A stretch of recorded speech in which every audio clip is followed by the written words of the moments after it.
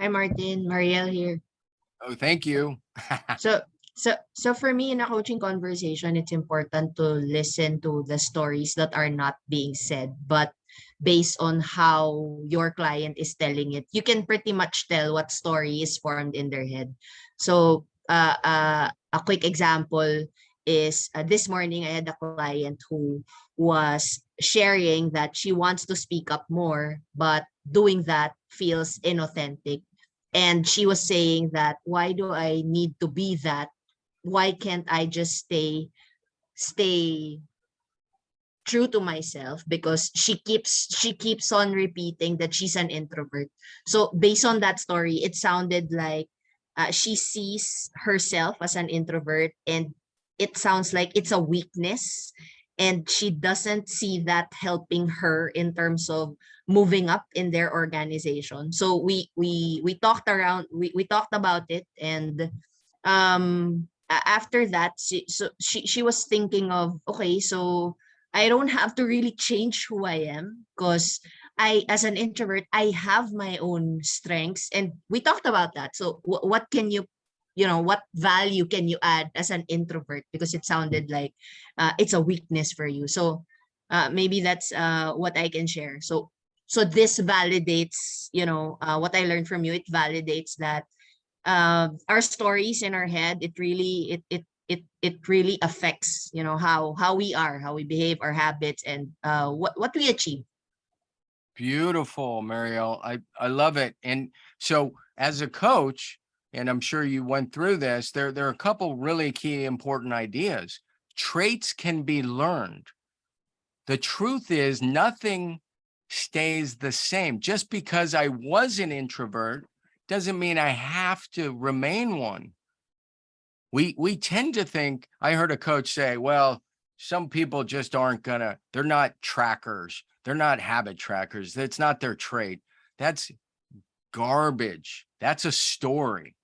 If you really want it badly enough, and that's one of the questions that came up, and hopefully we'll get to it, it's about desire. So two key points. Every trait is learnable. And two, everything is in a process of becoming. Everything is always changing. Just because something was something doesn't mean it needs to be that something, but the change happens at all three levels: story, habits and skills, and environment. So working with her or him, it's this idea, well, what would the story need to be? Because we're just creating it, right? Everybody, how many stories are you born with? How many stories are you born with? Zero, right? Everything is learned, even our self-concept. We absorb those. So yeah, everything is in a process of becoming. Just because something was X doesn't mean it needs to retain that. And that's actually the challenge, and that's what's inspiring if we have the mindset to take it on. So I thank you, Mariel. Beautiful. Thank you. Thank you. I So, like what you said about everything is in the process of becoming. Thank you. Yes. Thank you for that. so I want to hand over to President Guy Rouse to manage this Q&A session. I think we could have a good 10 to 15 minutes, President Guy Rouse. And if you will allow me to share my screen, President Guy Rouse. Yep. Thank you. Yes, so I think, Martin, one of the questions that came up earlier was, how do you keep one motivated to continue, rather, to keep that motivation to work towards that goal? It's easy to set the goals, but how do you keep that motivation up? Beautiful. So I believe I have a question. I got to just click here, and a graphic, I should say, whoa, here we go. So, oh, by the way, here's a backup for becoming. Mariel, habit, this is the Ben Franklin story. This is in the new book. Habit is a means to change who we are. What did Ben Franklin do? He tracked his habits. He tracked virtues. He changed his character. It's also a means to change what we achieve and where we're going. Habit is a means to two ends. So to the To the motivation question, Guy, I love this question, and I have this just for you or them. Trim. How do you keep motivation? Well, 3 things are required for habit. The most important, and by the way, this is actually an incorrect graphic, slightly incorrect. It's desire, knowledge, and what did we learn at the very open? We learned that habits and skills are the same almost. It's semantic. So that means skills cannot be here, Peter. Skills needs to be up here. So if you're following along, this is what it takes to stay motivated. There must be, so at the university last week, a woman asked the very same question. When should I quit? I've been trying to track, when should I quit? Here's the answer. If you don't have desire, quit. Quit right away. Save your, if you have desire, never quit. As it relates to habit development. So that's the answer. It's simple. We must have desire. We must have the capacity to perform the habit or the behavior, and we must have knowledge. That's how we develop habits and skills. Excellent question. Thank you. Any other questions from the audience? I would think there must be a number of them. What would you say, Martin, if someone wanted to, you talk about creating good habits, creating things, but what happens if you want to change someone, turn someone around? Someone is doing a bad habit. Do you just take other habits or focus on other goals? Or how do you change that bad habit? It's okay. So it's excellent. So when it comes to bad habits, the idea is to replace them with a good habit. We focus less on killing a habit, focus more on building a replacement. There's a great saying, a nail is driven out by a nail. Habit is replaced by habit. You cultivate a good habit in its spot. That's the key to bad habit, killing bad habits. Cultivate good ones. So perhaps that leads to a follow-up question, Martin, just a quick one. So Yep. when you have a new neural pathway, you have changed a new habit and a new pathway to a new habit. So the old habit, the old pathway still remains there. And sometimes it may relapse, it may come back. So then probably 2 parts to the question. One, is it true that the old pattern's still there, the old habits, although it's changed to a new one? And then second would be, under what circumstances the old habit comes back, it relapses? Well, I'm not sure I've understood the first question, but I'll answer the second first. And the circumstances are almost always environmental related, right? You get around the wrong people. If you had quit smoking and then all of a sudden you're at a party and there are a few drinks and all your friends are smoking, they walk outside. Next thing you know, you may be smoking. Now, that doesn't mean it's the end of the world, you're a bad person, but that's a quick, easy way to relapse. And it begins with that environment in the ecosystem, right? What was the first part of the question? Yeah, so psychologists talk about a new neural pathway. So when you change Yep. a habit, you have a new way of doing things. Yep.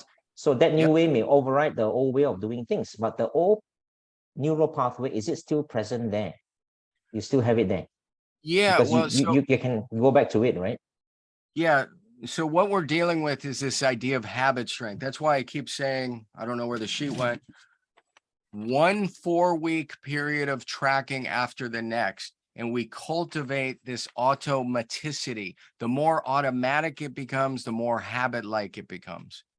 And so that's it. As long as we're practicing the behavior with intention, we're strengthening it.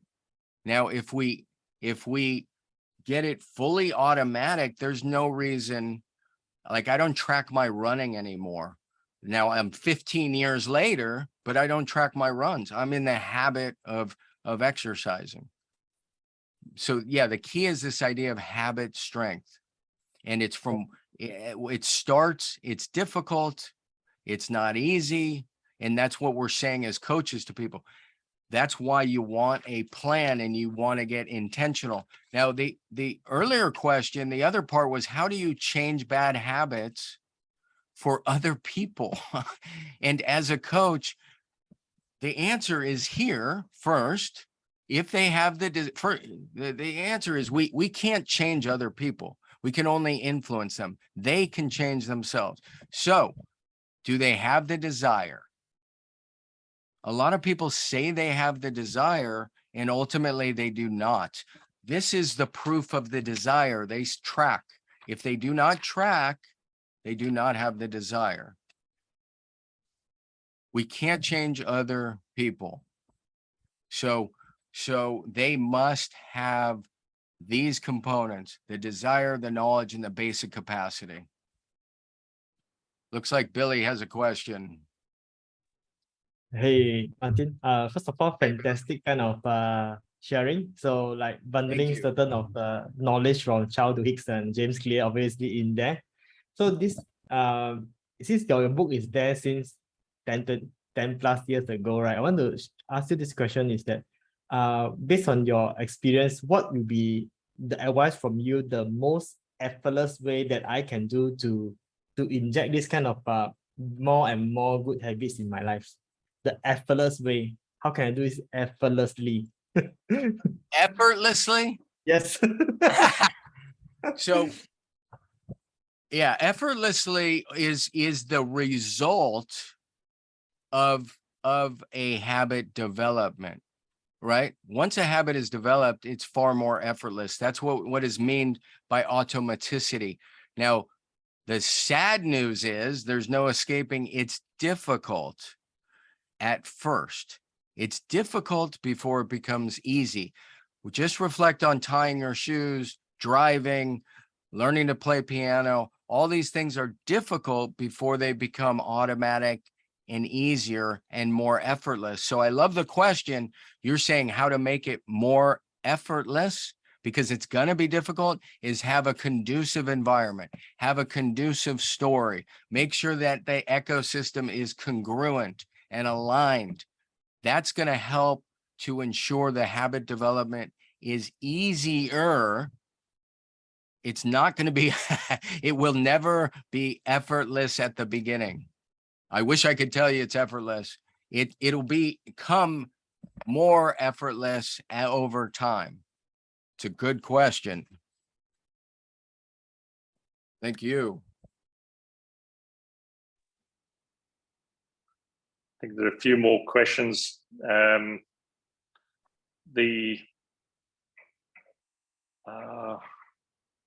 I just ask you. You keep talking about 4 weeks in your habit strengthening. Yep. What is the basis of that 4 weeks, and how do you get to it?